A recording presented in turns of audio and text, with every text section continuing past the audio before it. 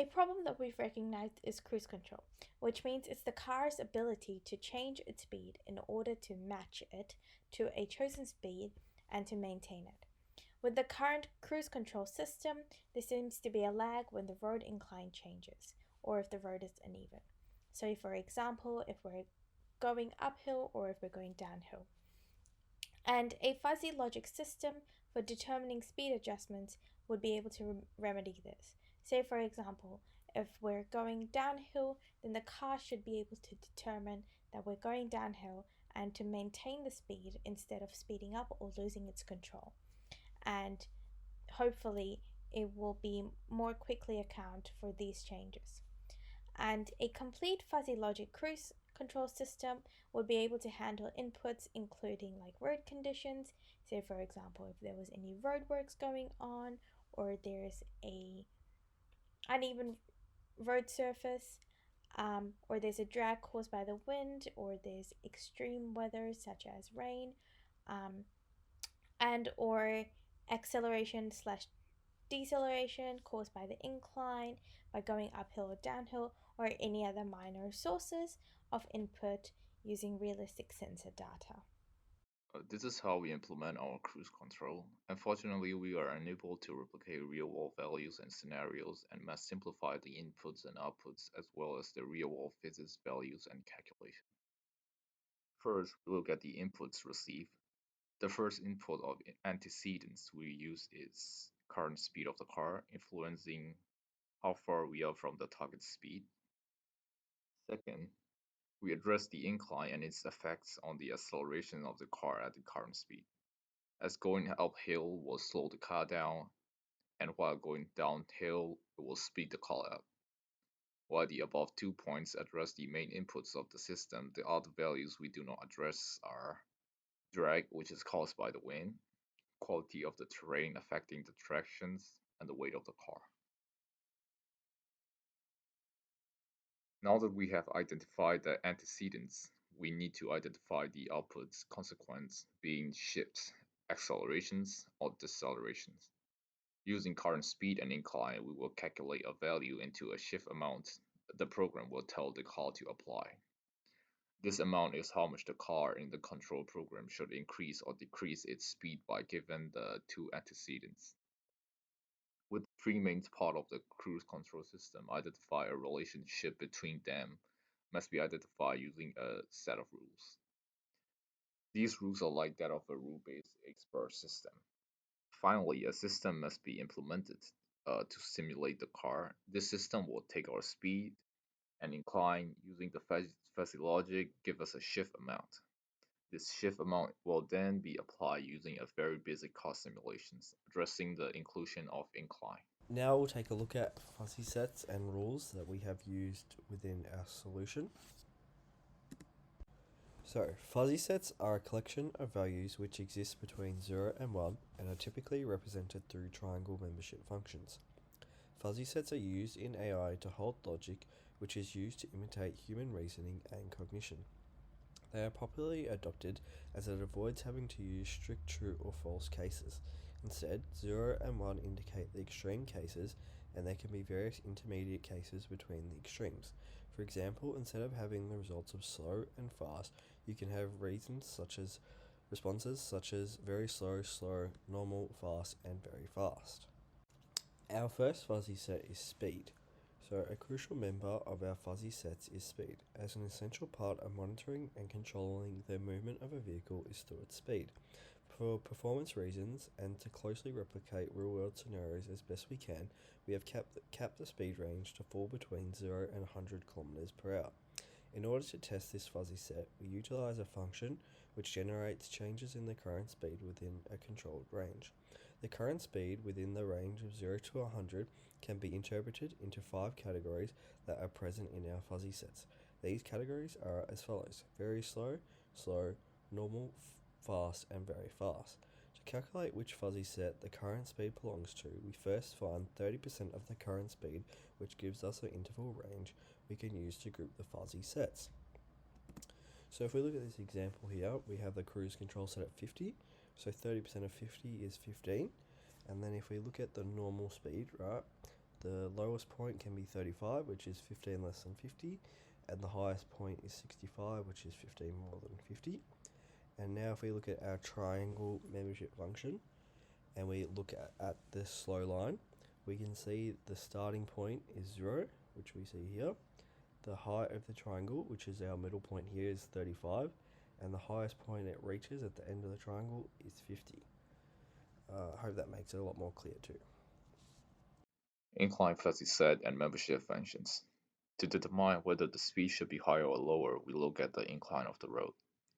The vehicle will need more speed while going uphill due to gravity, and while going downhill, it will need to slow down. In our fuzzy logic, depending on the incline, we make changes to the speed of the vehicle. There are three categories of incline: ascent, which is from 0 to 45 degrees, descent, which is from -45 to 0 degree, and flat, which is at 0 degree. Descent is in a Z memberships, ascent in the S membership, and flat in Gaussian membership. As we can see in the diagram, the lines are carved, which means that there is a more unique memberships canter around the ends and center, while still enabling an equal range of overlap between the three types, like if we use triangulars.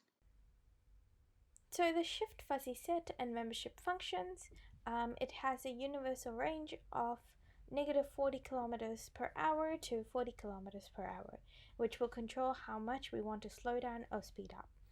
And we have set these limits to this range as they are feasible ranges so that we can think the car should be speeding up or slowing down. The shift is also the result of the change in both the incline and the speed, therefore, it is heavily influenced in the design by them. The function that makes up the shift are slow down lots, slow down, maintain, speed up, and speed up lots.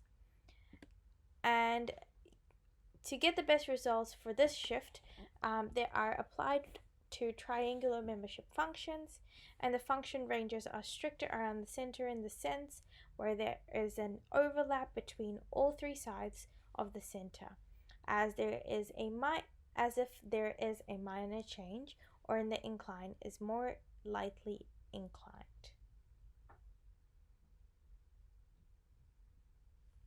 And as you can see in the graph, where if the car speeds up lots, then there is a very sudden and drastic change to the shift, and it goes up really high really quickly.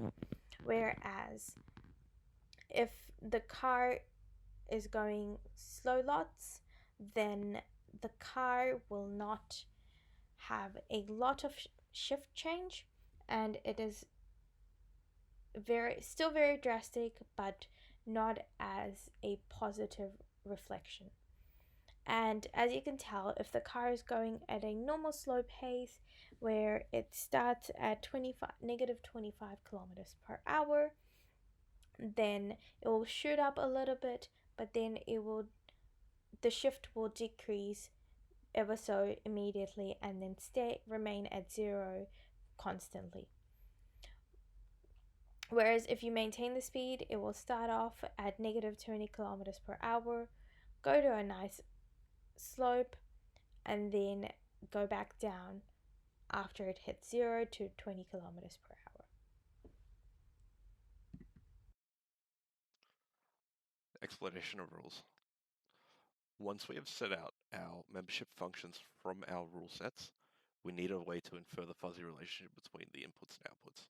This is done using rules we produce to guide the computer to what we want it to do. Relating to this to our cruise control, we needed to know when to speed up, maintain speed, or decrease using our rules. These are generated using the syntax of a rule-based expert system. We divided our rules based on what we thought was accurate to how a cruise controller worked. Example of this would include using if and then statements. To generate the rules of our cruise control system, we simply use the linguistic variables we previously identified and use our expert knowledge to define how each speed/incline combination results in an acceleration. These rules are divided based on the resulting fuzzy set of the rules, as they allow us to easily combine fuzzy sets variables that affect the same speed shift. The rules go as follows. Speed up lots, speed up, maintain speed, slow down, and slow down lots. To give a quick breakdown of how everything we have established so far will combine and work, we can give a fake scenario and work through the steps required to generate an output. For example, say we have the cruise control set to 50 kilometers and the car is traveling at 40 kilometers per hour along an incline of 10 degrees. We first look at which sets the speed and incline belong to. At 50 kilometers per hour cruise control, the 40 the 40 kilometer per hour speed would belong to both the normal and slow sets.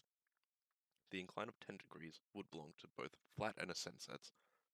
Knowing this, we apply the rules as follow. If speed is slow and incline is ascent, then speed up lots. If speed is slow and the incline is flat, then speed up. If speed is normal and incline is ascent, then speed up. If speed is normal and incline is flat, then maintain speed.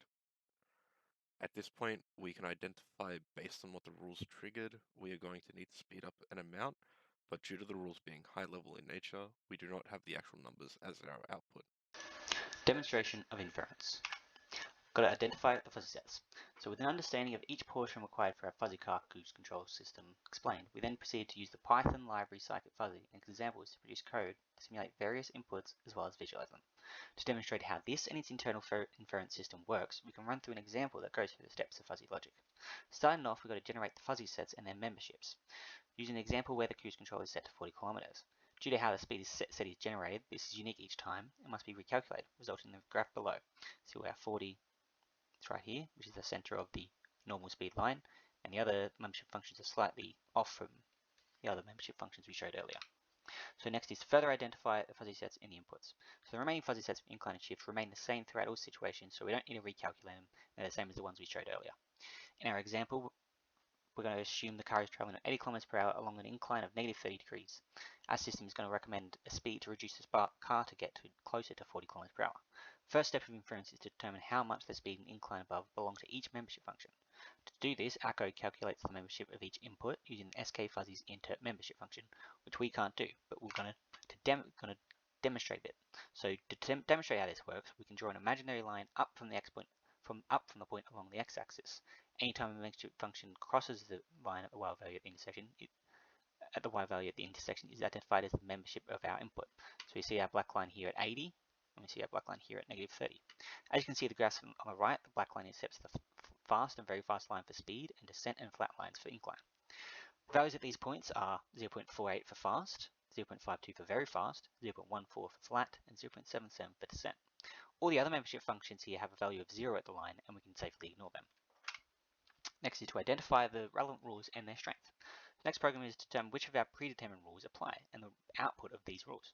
So we can identify which rules apply as they're the ones in which the four memberships have a value above 0. So fast, very fast, flat, and descent.